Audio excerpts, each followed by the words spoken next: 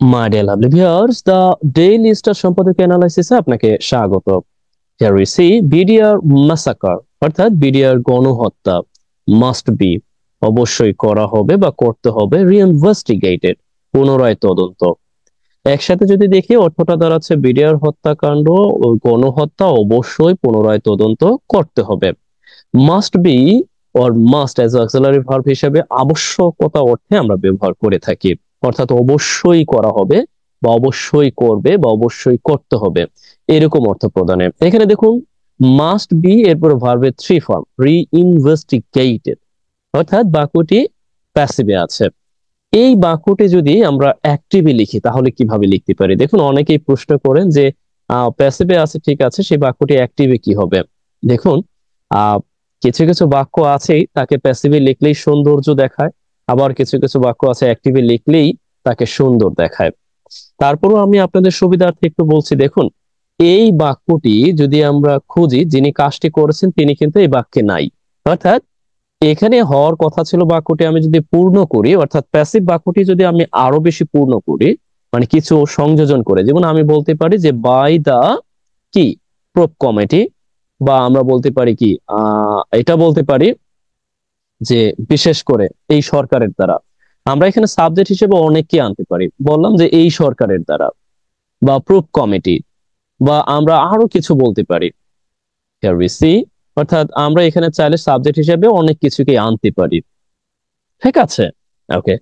তার মানে এখন যদি আমি অ্যাক্টিভে লিখে বাক্যটি দেখুন খুব সুন্দরভাবে সহজে আমরা জানি যে এই অংশটি এখানে চলে আসবে, অর্থাৎ হয় দ্য গভর্নমেন্ট, অথবা আমরা যাকে ইচ্ছা মানে সাবজেক্ট হিসেবে এখানে আনতে পারবো রিলেভেন্ট।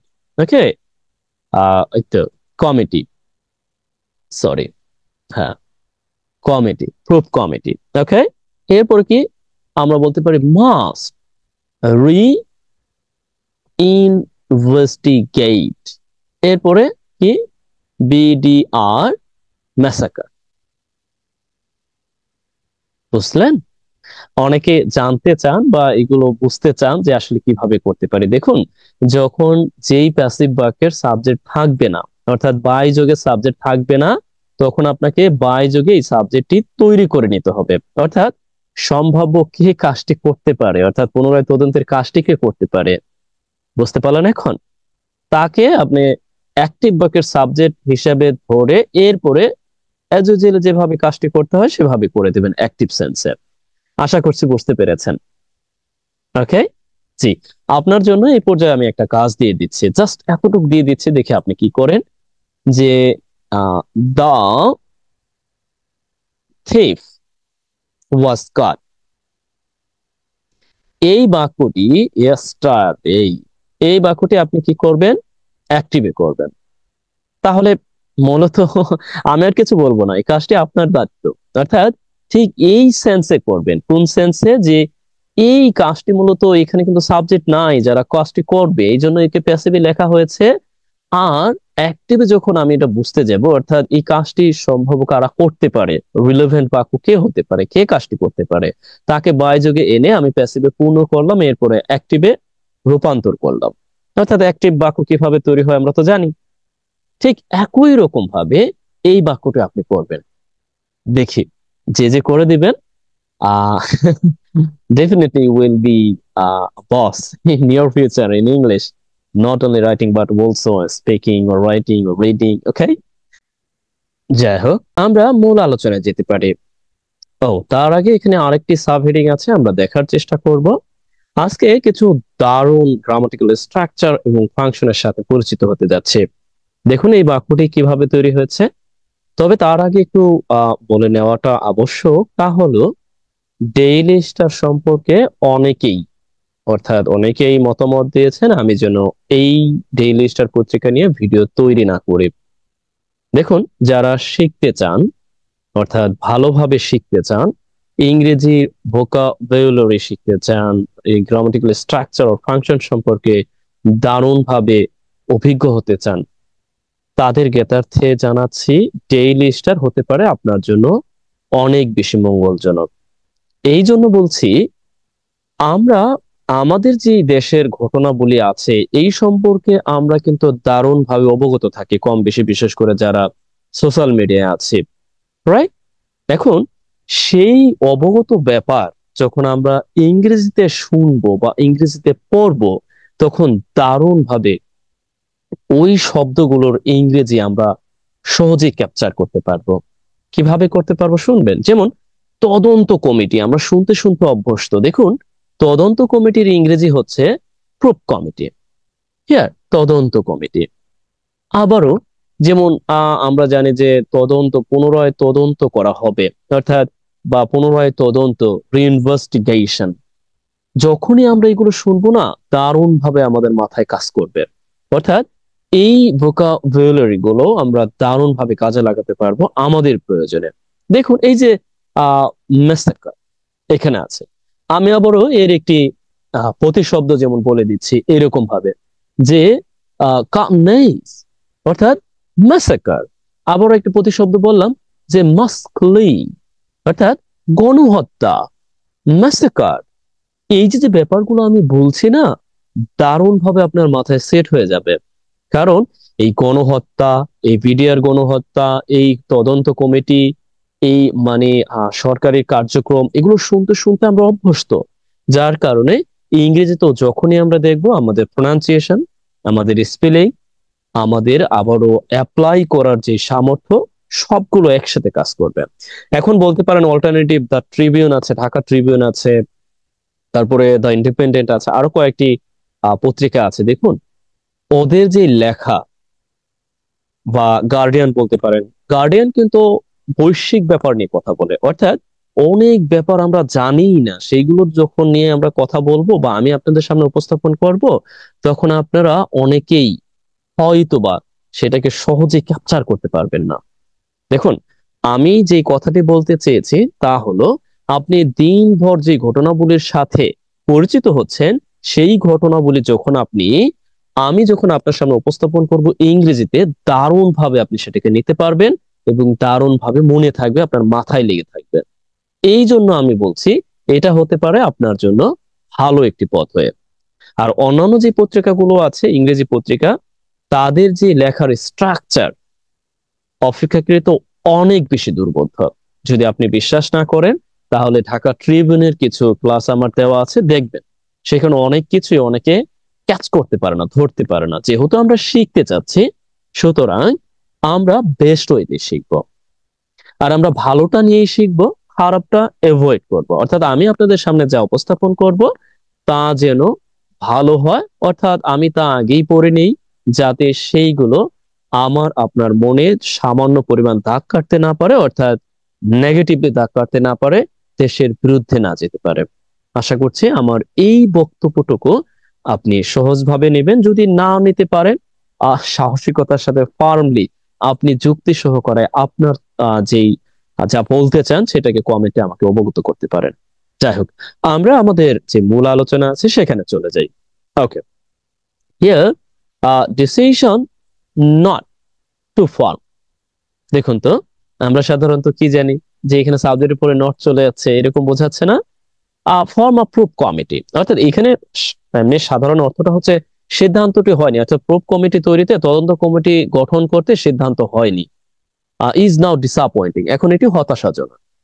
ওকে, আসুন আমি জাস্ট এখন একটু ভালোভাবে ব্যাখ্যা করছি। এটাকে আপনি এইভাবে বলতে পারেন, জাস্ট এইভাবে, যে ডিসিশন হ্যাজ নট, এইভাবে ডিসিশন হ্যাজ নট, এইভাবে বলতে পারি, বিন মেড, অর্থাৎ ডিসিশন এখনো নেওয়া হয়নি, ডিসিশন বা সিদ্ধান্ত এখনো নেওয়া হয়নি, বাক্যটি এভাবে বলতে পারতাম। ওকে, সিদ্ধান্ত এখনো নেওয়া হয়নি। টু ফর্ম ইনফিনিটিভ আকারে আ প্রুফ কমিটি, একটি তদন্ত কমিটি গঠন করতে। এরপরে আমরা বলতে পারতাম এইভাবে, যে হুইচ, এরপরে which is now, which is now disappoint, যা এখন হতাশাজনক।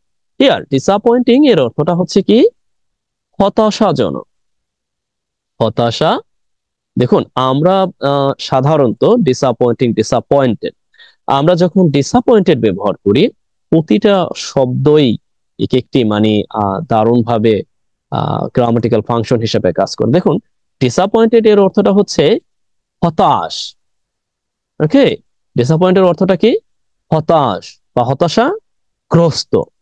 হতাশা আমরা কি বলতে পারি? গ্রস্ত, হতাশাগ্রস্ত।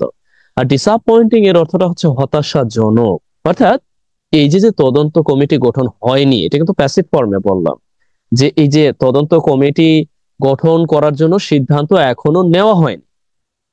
হুইচ ইজ নাও ডিসঅ্যাপয়েন্ট, এই হুইচ দিয়ে মূলত আমি পুরো বাক্যকে রিফার করেছি, কিন্তু সেই ব্যাপারটি এখানে মূলত খুব সংক্ষিপ্ত সারে লেখা আছে। অর্থাৎ দেখুন, সরাসরি এইভাবে দিয়ে দেওয়া আছে, মানে প্রথমে আমরা যে বাক্যটি এখানে পেলাম এইভাবে। Okay, not, sorry, just take it easily, একটু আসতে যাচ্ছি তো, জি, এইভাবে দেওয়া আছে। বুঝতে পারলেন? অর্থাৎ অনেক কিছুকে উজ্জ্ব রেখেও এই মূলত এখানে এটা তৈরি করা আছে। জি, এখন বুঝতে পারলেন? তার মানে এই যে সিদ্ধান্তটি এখনো নেওয়া হয়নি, তদন্ত কমিটি গঠন করতে সিদ্ধান্ত এখনো নেওয়া হয়নি, যা হতাশাজনক। কি বুঝতে পারলেন? আশা করছি বুঝতে পেরেছেন। ওকে, যাই হোক, এই যে যে বাক্যটি ইতিমধ্যে আমি কিছু কিছু অংশ বাদ দিয়ে দিয়েছি, এই অংশটি সবেত বা এই অংশটি সহকারে আপনি এই বাক্যটি লিখে দিবেন। আশা করছি বুঝতে পেরেছেন। ওকে, ও ডিসঅ্যাপয়েন্টেড দিয়ে আপনি একটি বাক্য তৈরি করতে পারেন। যেমন আমি একটি বাক্য তৈরি করে দিচ্ছি, সিম্পলি একটি বাক্য তৈরি করে দিচ্ছি, যে আমি বললাম এইরকম ভাবে যে উই আর ডিসঅ্যাপয়েন্টেড।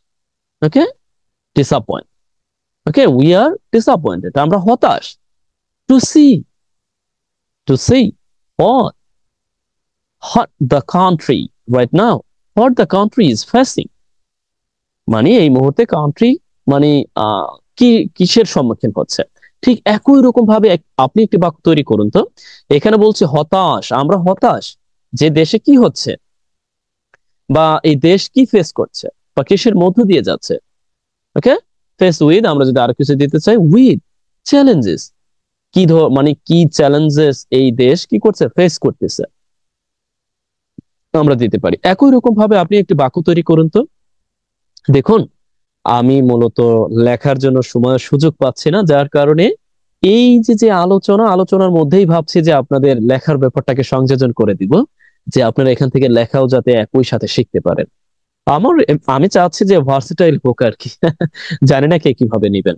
ওকে, অনেকের কাছে একটু ইয়াও লাগতে পারে, জটিলও মনে হতে পারে, তবে আপনি যদি দু একদিন লেগে থাকেন, আমি আশা ব্যক্ত করছি যে and this session definitely will be conducive to you, অর্থাৎ এই সেশন আপনার জন্য দারুণ ভাবে উপকারী বা আপনার জন্য দারুণ ভাবে বেনিফিশিয়াল হবে বলে আমি আশা ব্যক্ত করছি। জি, এখানে আপনি ঠিক এই ডিসঅ্যাপয়েন্টেড কে ব্যবহার করে একটি বাক্য তৈরি করবেন। ডিসঅ্যাপয়েন্টেড এই জন্য দিলাম যে এখানে দেখুন ডিসঅ্যাপয়েন্টিং আছে, ডিসঅ্যাপয়েন্ট অর্থাৎ হতাশাজনক আছে। এখানে হতাশাজনক যখন আইএনজি যুক্ত হবে তখন আমরা বলছি জনক, হতাশাজনক যখন ইডি যুক্ত হবে তখন আমরা বলছি হতাশ বা হতাশাগ্রস্ত, মর্মাহত, আমরা আরো বলতে পারি। যাই হোক, আসুন আমরা আমাদের মূল আলোচনায় যাই, অনেক বকবক করে ফেলেছি আমি ইতিমধ্যেই। ওকে, দেখুন, আমাদের এই হচ্ছে মূল আলোচনা। উই আর বোথ পারপ্লেক্স, অর্থাৎ আমরা উভয়, এখানে দেখুন এই অর্থটা হচ্ছে কি উভয়, আমরা উভয় অর্থে এটাকে ব্যবহার করে থাকি। উভয় বলতে এখানে উই, উভয়, পারপ্লেক্স এখানে মূলত প্যাসিভ ফর্মে আছে। পারপ্লেক্স এর অর্থটা কি? আমরা বলতে পারি যে হতভম্ব, কি হতভম্ব বলতে পারি, অথবা আমরা বলতে পারি যে কিং, আমরা কিং কর্তব্য বিমূঢ় বলি না একটা, এইরকম একটি অর্থ আমি আপাতত লিখতে পারছি না, টেক ইট ইজিলি। অর্থাৎ আমরা হতভম্ব, আমরা উভয় হতভম্ব। Flex by the, okay, passive আছে, বাই দা গভর্নমেন্ট ডিসিশন, সরকারের যে সিদ্ধান্তের, ওকে, সরকারের, অর্থাৎ সরকারের সিদ্ধান্তে, এইরকম সরকারের সিদ্ধান্তে আমরা কি হতভম্ব। Okay, not to form a committee, অর্থাৎ এই কমিটি গঠন না করায় সরকারের সিদ্ধান্তে আমরা হতভম্ব। এখন এই যে যে নট টু ফর্ম ব্যবহার করা হয়েছে, কিভাবে ব্যবহার করা হলো? নট টু ফর্ম এখানে অর্থটা দিচ্ছে এই যে যে তদন্ত কমিটি, একটি কমিটি গঠন না করায়, এরকম অর্থ দিচ্ছে। অর্থাৎ একটি তদন্ত কমিটি না করায় সরকারের সিদ্ধান্তে আমরা হতভম্ব। বুঝতে পারলেন? ওকে, রাইট নাও এই অ্যাজ এ অ্যাডভার্ব এর অর্থ হচ্ছে এখন বা এই মুহূর্তে। আ কমিটি, ওকে, গঠন না করা, এর অর্থটা দিচ্ছে কি জানেন? এর অর্থটা দিচ্ছে যে গঠন না করায়। আমরা মোটামুটি এগুলো জানি, এই জন্য লিখে দিতে চাই না। গঠন না করায়, নেগেটিভ ইনফিনিটিভ, ওকে। অর্থাৎ সরকারের সিদ্ধান্ত এই মুহূর্তে এই একটি তদন্ত গঠন না করায় উই আর পারপ্লেক্স, আমরা হতভম্ব। ওকে, টু রিইনভেস্টিগেট, এখানে আবার দেখেন ইনফিনিটিভ আছে, অর্থাৎ তদন্ত করতে, পুনরায় তদন্ত করতে। ইতিমধ্যে লেখা আছে, আর লিখে দিতে হবে না। দা 2009 ক্লিংস, এই যে হত্যাকাণ্ড, ক্লিংস দিয়ে হত্যাকাণ্ডকে নির্দেশ করেছে, অর্থাৎ এখানে নির্দেশ করেছে 2009 সালের হত্যাকাণ্ড। ওকে, হত্যাকাণ্ড এখানে মূলত নাউন হিসেবে ব্যবহার হয়েছে। দেখুন, আপনি যদি এই সালকে এখানে বলেন যে এটা মূলত মানে গ্রামার ভাষায় একে কি বলা হয়, দেখুন আমরা সাধারণত জানি পাশাপাশি দুটি ওয়ার্ড থাকলে এবং তার পূর্ব যদি ডিটারমিনার থাকে, definitely you can call and this one as adjective and you can identify these killings as noun, অর্থাৎ এই সালটা এখানে নাউন হিসাবে বিবেচিত হয়েছে। বুঝতে পারলেন? অর্থাৎ 2009 সালের হত্যাকাণ্ড পুনরায় তদন্তে। ও, এখানে আরো আছে, at Pilkhana headquarters of the স্টয়েল, অর্থাৎ তৎকালীন West Bengal Rifles, sorry to say Bangladesh Rifles, okay, BDR, অর্থাৎ সেই সময় বিডিআর নাম ছিল। এখানে এস্টোয়েল দেয়া আছে। এস্টোয়েল দ্যাট মিনস হচ্ছে আপনি বলতে পারেন যে অর্থাৎ পূর্বে, যেটাকে আমরা বলতে পারি যে ফরমার। ওকে, ফরমার ভালো বুঝি, ফরমার বাংলাদেশ রাইফেলস, অর্থাৎ পূর্বে কিন্তু এটা ছিল বিডিআর, এখন সেটা বিজিবি। ওকে, তার মানে আমরা কি বলতে পারি যে বিডিআর, বিডিআর এর যে প্রধান হেডকোয়ার্টার পিলখানায় যে 2009 সালের হত্যাকাণ্ড তা পুনরায় তদন্তে এখনই সরকারের সিদ্ধান্ত, অর্থাৎ সরকারের একটি কমিটি গঠন না করার সিদ্ধান্তে আমরা হতভম্ব। ওকে, এটা আপনারা দয়া করে লিখে দিবেন, আমি এতক্ষণ সময় নিয়ে আপনাদের বুঝিয়ে দিলাম, এখন লিখে দিবেন। আর এখন আমরা যেটা বলতে পারি, এই অংশটাকে আপনি যদি গ্রামারের ভাষায় বলেন কি বলা হয়, definitely you can call adverbial clause, sorry to say extremely sorry, adverbial phrase. অনেকক্ষণ কথা বলছি তো এই জন্য ভুলভাল বলে ফেলছি। অ্যাডভার্বিয়াল ফ্রেজ এই জন্য বলবেন যে এটা স্থানকে নির্দেশ করেছে। হিয়ার এই অংশটা দেখুন, অ্যাডভার্বিয়াল ফ্রেজ, তবে প্লেস অফ অ্যাডভার্বিয়াল ফ্রেজ আর কি। ওকে, হিয়ার এরপরে এটা তো বললাম, ইউ ক্যান কল, যে এই পর্যন্ত অংশটাকে আপনি নাউন ফ্রেজ বলতে পারেন, অথবা আপনি অবজেক্ট বলতে পারেন, অবজেক্ট অফ ইনফিনিটিভ বলতে পারেন, নো প্রবলেম। ওকে, জি, এরপরে আমরা আরো আলোচনা যাই। এত সময় নিয়ে আলোচনা করলে তো আজকে দিনই চলে যাবে মনে হচ্ছে। যাই হোক, জানি না কেমন ভাবে নিচ্ছেন। এরপর আমরা দেখি যে গভর্নমেন্টস ব্যাকট্রাক, অর্থাৎ এখানে আমরা বলতে পারি যে সরকারের, ওকে, এখানে ব্যাকট্রাকিং এর দারুণ কিছু ওয়ার্ড আছে। ব্যাকট্রাকিং মূলত অ্যালগোরিদম ভাবে সাজিয়ে সাজিয়ে কোনো সমস্যার সমাধান, বাট এখানে অর্থটা দিচ্ছে যে সরকারের মানে অনেকটা অনীহা অর্থ দিচ্ছে। ওকে, কি অর্থ দিচ্ছে? অনীহা, বা আমরা বলতে পারি যে মানে মানে পেছন দিকে যাওয়া আর কি। মানে এক কথা হচ্ছে ওই যে পূর্বে যে পথটা পূর্ববর্তী সরকাররা গ্রহণ করেছিল ওইরকম আর কি। মানে গঠন করেও না করার ভান, বা ব্যাক ট্রাকিং এই অর্থে ব্যবহার হয়েছে, অর্থাৎ সরকারের পশ্চাৎ গমন বলতে পারি, অর্থাৎ মানে উল্টো ভাব আর কি, এরকম বলতে পারি। সরকারের যে উল্টো ভাব বা অনীহা ফ্রম দ্য ইস্যু, অর্থাৎ এই ঘটনা, ফ্রম দ্য ইস্যু, এই ঘটনা থেকে আর কি। ঘটনাটি থেকে, ঘটনাটি বুঝতেই পারছেন কোন ঘটনা, অর্থাৎ এই ঘটনাটি, অর্থাৎ এই পিলখানা হত্যাকাণ্ডের ঘটনাটি ইজ ডেভাস্টেটিং, অর্থাৎ এটা হচ্ছে অনেকটা মানে ধ্বংসাত্মক। এখানে এই ডেভাস্টেটিং অ্যাজ এ অ্যাডজেক্টিভ হিসেবে ব্যবহার হয়েছে। কি হিসাবে? অ্যাডজেক্টিভ, অর্থাৎ ধ্বংসাত্মক। আমরা কিন্তু অনেকেই ইতিমধ্যেই আমরা কিন্তু বুঝতেও পেরেছি, অনেকে বলাও শুরু করে দিয়েছে যে পিলখানা হত্যাকাণ্ডের ব্যাপারে কেন সরকার তেমন এখনো পর্যন্ত তদন্ত কমিটি গঠন করলো না। এইগুলো নিয়ে আমরা ইতিমধ্যেই কিন্তু সব জায়গায় মোটামুটি একটু হাত উত্তোলন হয়েছে, প্রশ্ন উত্থাপন হয়েছে, কেন, এটার পিছনে রহস্যটা কি? তাহলে এই সরকারও কি এটাকে এভাবে রেখে দিবে? বা যেই তদন্ত আগে থেকে হচ্ছিল সেটাই হবে। যাই হোক, আমি ওই আলোচনা যাচ্ছি না, রাজনৈতিক আলোচনা আপাতত আমরা একটু এভয়েড করে আমাদের যেই ওকে সরকারের অনীহা, ঘটনাটি থেকে সরকারের অনীহা ধ্বংসাত্মক, নট অনলি ফর, শুধুমাত্র, এখানে অর্থটা দিচ্ছে যে শুধু এরকম, যে শুধু ফর দ্য ফ্যামিলিজ, অর্থাৎ ওই পরিবারগুলোর জন্য না, for the families who lost their loved ones, অর্থাৎ প্রিয়জনকে হারিয়েছে, অর্থাৎ সেই পরিবারের জন্য না যারা, এখানে এই যে রিলেটিভ প্রোনাউন মূলত এই ফ্যামিলি গুলোকে নির্দেশ করেছে, যারা লাস্ট হারিয়েছিল দেয়ার লাভড ওয়ান, তাদের প্রিয়জনদের। লাভড ওয়ান এর অর্থটা হচ্ছে একসাথে, এর অর্থটা হচ্ছে প্রিয়জন, কি প্রিয়জন, ওকে, অর্থাৎ আপনজন। আমরা জানি যে আপনজন অনেকেই হারিয়েছেন, তাদেরকে নির্দেশ করেছে। অর্থাৎ এই যে যে হু মূলত কি ফ্যামিলিকে নির্দেশ করেছে, আর হু এর পরে আমরা দেখতে পাচ্ছি যে এই অংশটা, এই অংশটাকে যদি আপনি বলেন যে কি বলা হয়, definitely you can call adjective clause or relative clause, you can call it, okay, audible. অর্থাৎ ডিউরিং সময়, ফেব্রুয়ারি 25 to 26 and 2009 ম্যাসাকার, অর্থাৎ 2009 সালের যে হত্যাকাণ্ড, যে গণহত্যার সময়ে 25 থেকে 26 ফেব্রুয়ারির মধ্যে, অর্থাৎ ডিউরিং দিয়ে এখানে এই সময়কে নির্দেশ করেছে। দেখুন এই সময়ের যে চলাকালীন অবস্থা, অর্থাৎ এই সময়কে নির্দেশ করে ডিউরিং, অর্থাৎ এই সময়কালীন সময়ে যারা তাদের প্রিয়জনদেরকে হারিয়েছে, শুধুমাত্র তাদের ফ্যামিলির জন্য যে এই যে যে সরকারের অনীহা, এই ঘটনাটি সম্পর্কে সরকারের অনীহা বা সরকারের পশ্চাৎগমন, এটা ধ্বংসাত্মক নয়। এখানে লেখা আছে যে ইন হুইচ, যেখানে, এই যেখানে বলতে দেখুন এখানে একটি ড্যাশ দেওয়া আছে, এটা আমি একটু পরে বলছি।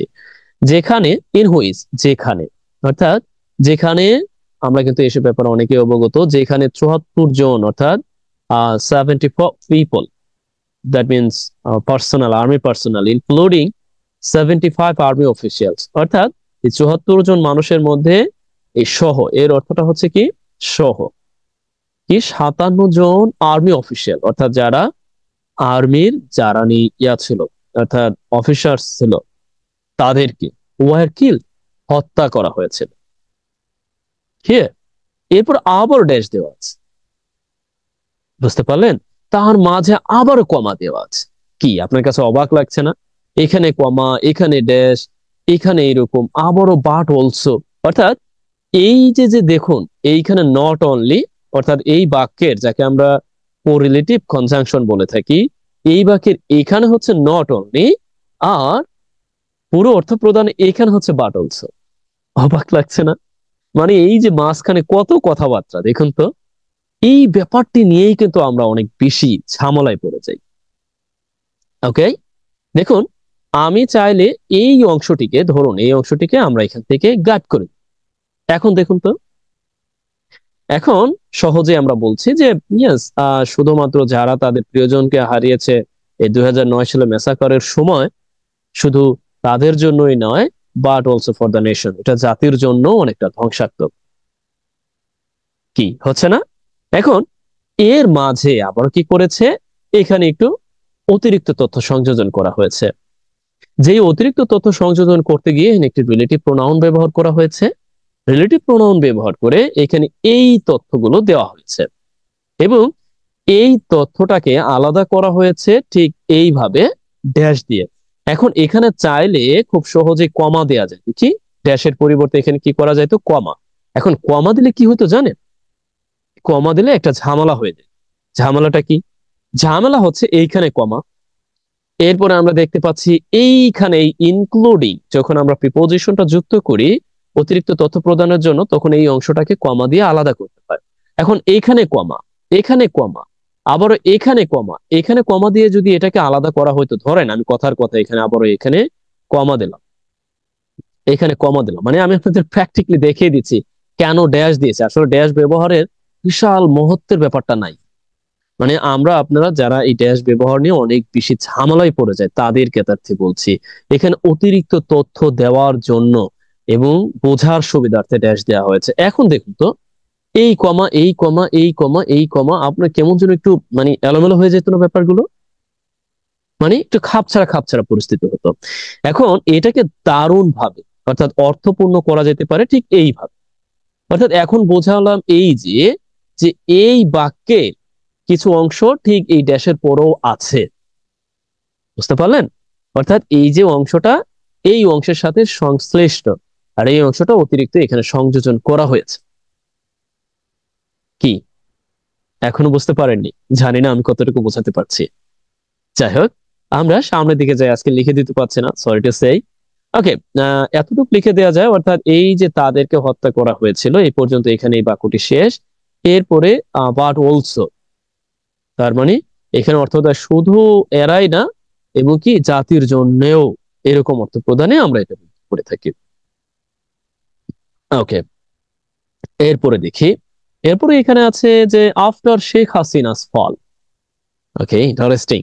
অর্থাৎ শেখ হাসিনার পতনের পর কি হচ্ছে?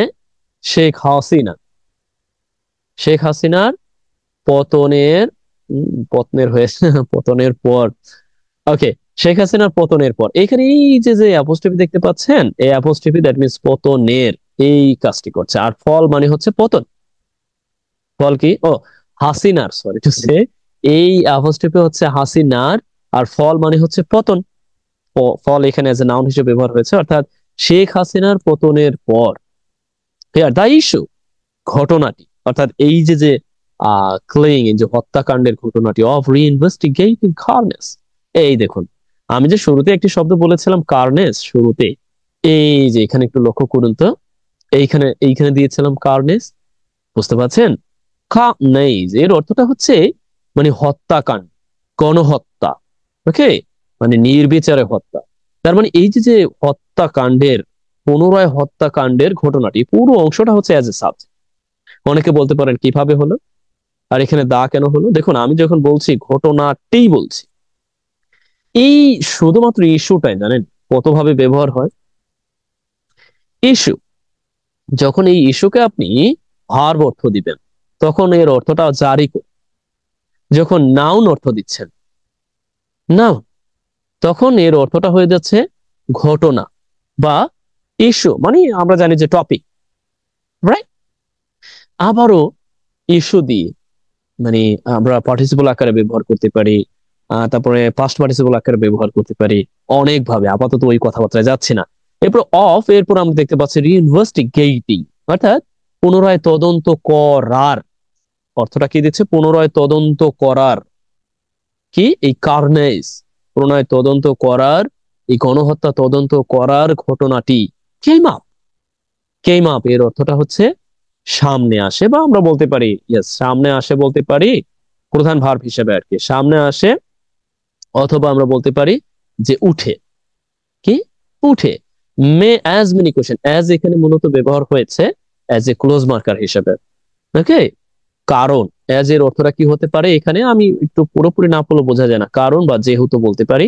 তবে এখানে কি অর্থ দিচ্ছে দেখি, যে অ্যাজ কারণ, মেনি কোয়েশ্চেন্স অনেক প্রশ্ন, রিগার্ডিং দ্য ম্যাসাকার। দেখুন, এখানে কারণেই যে এখানে আবার ম্যাসাকার, অর্থাৎ এই গণহত্যা, গণহত্যার ব্যাপারে, রিগার্ডিং এজ এ প্রিপোজিশন, এর অর্থটা হচ্ছে কি? ব্যাপারে, ব্যাপারে, অর্থাৎ এই গণহত্যার ব্যাপারে অনেক প্রশ্ন, রিমাইন, অর্থাৎ থেকে, থেকেছে। আমরা এটা বলতে পারি কি? থেকেছে, অথবা বলতে পারি যে থেকে গেছে।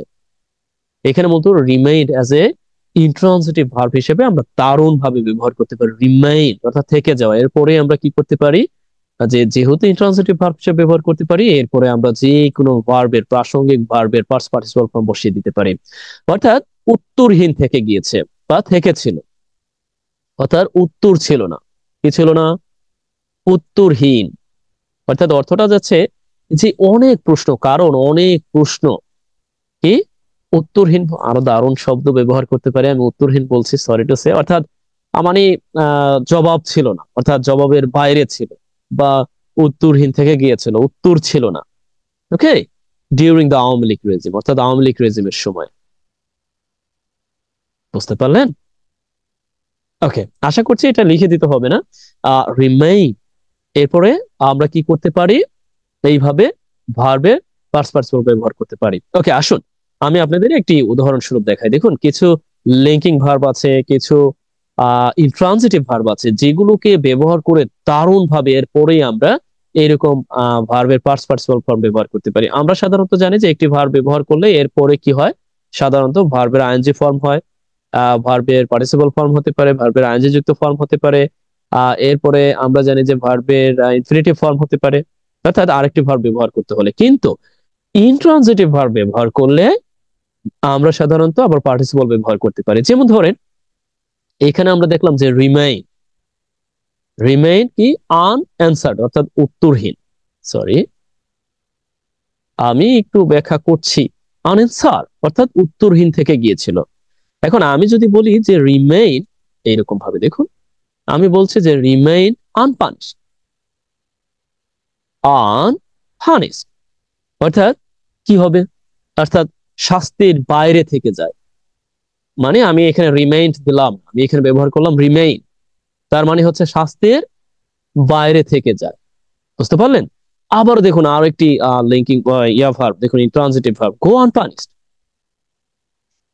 অনেকে বলতে পারেন কি বলছেন না বলছেন, এগুলো কি দেখাতে হয়? দেখুন তো, গো আনপানিশড অর্থাৎ মানে শাস্তির বাইরে থেকে যায়, গো আনপানিশড মানে শাস্তি হচ্ছে পানিশ, আর আনপানিশ দ্যাট মিনস শাস্তি না। আর দারুণ শব্দ আছে, আমি তো চুজ করতে পারছি না আসলে।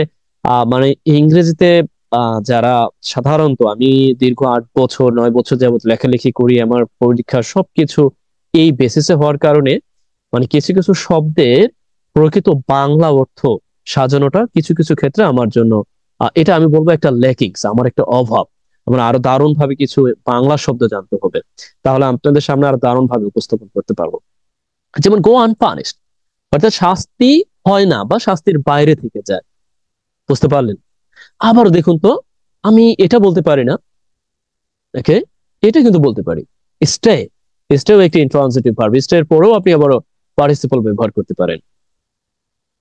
কি তার মানে যে গো এর পরে যে পার্টিসিপল ব্যবহার করতে হবে, পাস্ট পার্টিসিপল ব্যাপারটা এরকম না, আপনি তো গো এর পরে আবারও আইএনজি যুক্ত ফর্ম ব্যবহার করতে পারবেন, যে গো শপিং।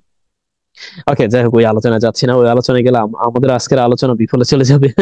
দরকার নাই এত ভিতরে যাওয়া। ওকে, আরো আছে এরকম বিকাম, আমরা এটা ওটা জানি, অনেক কিছুই জানি, যে become as a linking verb হিসেবে আমরা যখন ব্যবহার করি তখনও লক্ষ্য করবেন যে এরপরও আমরা পার্টিসিপল ব্যবহার করতে পারি। বিকাম আমরা বলতে পারি কি যে হয়েছিল, বিকাম, ওকে, হয়েছিল আনহেজিটেড, ওকে, বা আমরা অনেক কিছু বলতে পারি। আপাতত থাক, দরকার নেই, এত কিছু দরকার নেই, আপাতত এতটুকু থাকুক। ওকে, জি। এরপরে দেখি, হ্যাঁ অনেকে বলতে পারেন কি আলোচনা করছেন না করছেন, মূল আলোচনাই হচ্ছে না। Okay, most of the people, most of the one 152 people sentence today, অর্থাৎ এই যাদেরকে অর্থাৎ মৃত্যুদণ্ড দেওয়া হয়েছে, সেন্টেন্স টু ডেট অর্থাৎ মৃত্যুদণ্ড দেওয়া, আমরা জানি sentence to date that means মৃত্যুদণ্ড দেওয়া হয়েছে 152 জনের অধিকাংশই, অর্থাৎ মৃত্যুদণ্ড প্রাপ্ত, এখানে অর্থটা দিচ্ছে মৃত্যুদণ্ড প্রাপ্ত 152 জনের অধিকাংশই, and more than 300 people landed down in prison various terms in relation to BDR army mutiny, mutiny that means বিদ্রোহ, বিডিআর বিদ্রোহের সম্পৃক্ততায়। এখানে দেখুন আমি একটু আস্তে আস্তে আসছি, এই পর্যন্ত দেখুন এইখানে মূলত পিপল সেন্টেন্স টু ডেট, অর্থাৎ এখানে অর্থটা দিচ্ছে যে 152 জন, অর্থাৎ 152 জনের মৃত্যুদণ্ড প্রাপ্ত, এখানে অর্থটা এরকম হয়। ওকে, আপাতত মৌখিক বলছি, এটা না লেখাটাই উত্তম। মৃত্যুদণ্ড প্রাপ্ত 152 জনের অধিকাংশই, এরপর হচ্ছে মোর দেন অর্থাৎ 300-রও বেশি, মোর দেন 300-রও বেশি, হ্যান্ডেড ডাউন অর্থাৎ মানে যাদেরকে দেওয়া হয়েছে, কোথায় দেওয়া হয়েছে, যাদেরকে ইমপ্রিজন দেওয়া হয়েছে। ওকে, ইমপ্রিজন অর্থাৎ জেল, মানে জেলে ভরা হয়েছে আর কি। ওকে, জেলে ভরা হয়েছে অফ ভেরিয়াস টার্মস, বিভিন্ন মেয়াদে, কি বিভিন্ন মেয়াদে ভরা হয়েছে। In relation to, in relation to কে দারুণভাবে ব্যবহার করতে পারেন, এর অর্থটা হচ্ছে সম্পৃক্ততায় বা জড়িত থাকায়, কি সম্পৃক্ততায়, বা আমরা বলতে পারি যে জড়িত থাকায়, সম্পৃক্ততায় অথবা জড়িত থাকায়। The BDR mutiny, mutiny that means হচ্ছে বিদ্রোহ, মিটনাস আমরা জানি। ওকে, এরপরে দেখুন এই পর্যন্ত যে অংশটা আসছে এখনো কিন্তু ভার্ব আসেনি, ভার্ব হচ্ছে এই যে, আর প্রধান অংশটা আমরা বলতে পারি এইটা, যে এই যে যে মৃত্যুদণ্ড প্রাপ্ত 152 জনের অধিকাংশই কি, এরপর আমরা দেখতে মোর দেন বেশি বোঝাতে আমরা ব্যবহার করে থাকি। জেলে দেওয়া হয়েছে বিভিন্ন মেয়াদে, ইন রিলেশন সম্পৃক্ততা বিডিআর আর্মিতে, ওয়ার বিডিআর জনস অর্থাৎ যারা ছিল বিডিআর জনস এন্ড সোলজার্স, অর্থাৎ এই যে বিডিআর হত্যাকাণ্ডে জড়িত, বিদ্রোহে জড়িত সবই তো বিডিয়ান জনস আর সোলজার ছিল। জনস সাধারণত হিন্দিতে জনস ওরা বলে থাকে আর কি, ইংরেজিতে হচ্ছে সোলজার্স, যেটা ইংরেজি শব্দ হিসেবে ব্যবহার হয়েছে। ওকে, দ্য রিয়াল কালপ্রিট অর্থাৎ প্রকৃত যারা কালপ্রিট, মানে এই ঘটনার সাথে যারা জড়িত, and the mastermind, we know well, and mastermind শব্দটির সাথে আমরা সম্প্রতি খুব ভালোভাবে পরিচিত হয়েছে। অর্থাৎ প্রধান কুশীলব, মানে এই বিডিআর বিদ্রোহে প্রধান যারা দায়ী আর কি, মাস্টার মাইন্ড, রিয়েল কালপ্রিট, প্রধান যারা, মানে মূলত হচ্ছে কালপ্রিট। কালপ্রিট আমরা মনে হয় বাংলায় ভালো জানি, এটার বাংলা দরকার নাই মানে বাংলায় এটা ভালো জানি। ওকে, অর্থাৎ ওয়ার নেভার আইডেন্টিফাইড, অর্থাৎ তারা এখনো পর্যন্ত কি কখনোই, নেভার আইডেন্টিফাইড, এখানে একই সাথে প্যাসিভ একই সাথে নেভার, অর্থাৎ নেভার আইডেন্টিফাইড, কখনোই তারা কি মানে তাদেরকে চিহ্নিত করা যায়নি বা তাদের চিহ্নিত করা হয়নি। কি বুঝলেন? দেখছেন ডেইলি স্টার কত সুন্দর লিখেছে, বুঝতে পারলেন? With a non political government and at the aim of the country, অর্থাৎ কান্ট্রির সর্বস্তরে, এখানে মূলত বোঝাচ্ছে মানে একেবারে সর্বোচ্চ সিংহাসনে, and with a non political government, অর্থাৎ উইথ এখানে অর্থটা দিচ্ছে কারণ, কি কারণে অর্থ দিচ্ছে, অর্থাৎ একটি অরাজনৈতিক অরাজনৈতিক সরকার, মানে দেশের সিংহাসনে থাকায় বা সিংহাসনে থাকার কারণে, দ্য গ্রিপ ফ্যামিলি, অর্থাৎ যারা ক্ষতিগ্রস্ত, গ্রিপ দ্যাট মিনস হচ্ছে ওই যে আক্রান্ত যে ফ্যামিলি গুলা, অর্থাৎ যারা নিয়ে দুঃখে ভারাক্রান্ত যে ফ্যামিলি গুলো আছে, গ্রিপ এখানে মূলত পার্টিসিপল আকারে দেওয়া আছে, পাস্ট পার্টিসিপল আকারে। গ্রিপ মূলত এই ফ্যামিলিকে রিফার করেছে, অর্থাৎ grieved as a, you can call it as a adjective, or you can call also past participle, grieved family. And families hope, আশা করেছিল, ফর এ প্রপার ইনভেস্টিগেশন, একটি যথোপযুক্ত ইনভেস্টিগেশনের, and the interim government initially respond positively, এবং এই সরকার প্রথমত একেবারে শুরু দিকে ইনিশিয়ালি রেসপন্ডেড পজিটিভলি এবং দারুণ ভাবে রেসপন্ডও করেছিল। এই অংশটিকে বাংলা আপনি লিখে দিবেন, আমি যদিও বললাম জাস্ট মুখে মুখে, আর এই গ্রিপের একটি সিনোনিমাস লিখে দিবেন। আমি আজকে আর পড়বো না, একটু পড়ার সুযোগ ছিল, কারণ ইতিমধ্যে আমি অনেক কথা বলে ফেলেছি এখানে। এর পরের বার থেকে আমাদের যে ধারাবাহিক ভাবে আমরা যেভাবে উপস্থাপন করি সেভাবেই করব। আর এই ব্যাপারেও আপনি অবগত করতে পারেন যে আসলে আপনার কাছে আজকের ক্লাসটি বা কেমন লেগেছে। আমি জানি না why you are why you are indifferent to leave a comment.